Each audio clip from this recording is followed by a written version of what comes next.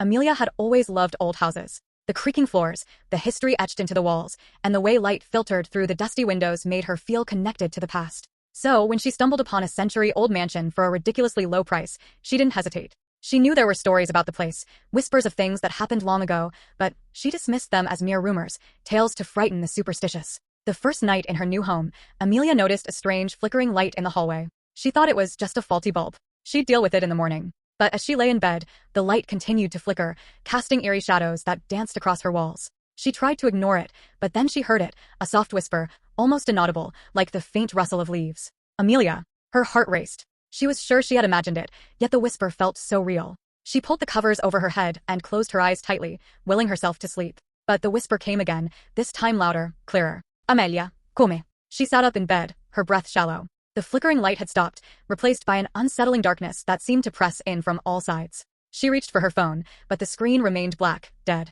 No matter how hard she pressed the buttons, it refused to turn on. Suddenly, the light returned, but it wasn't just flickering now. It was moving. A dim, glowing orb floated down the hallway, hovering just outside her door. She wanted to scream to run, but her body was frozen in place, paralyzed by fear. The door creaked open, revealing a shadowy figure standing in the doorway. It was tall and thin, its features obscured by the darkness. The whispering grew louder, more insistent. Amelia, come with us. She finally found the strength to move, but it was too late.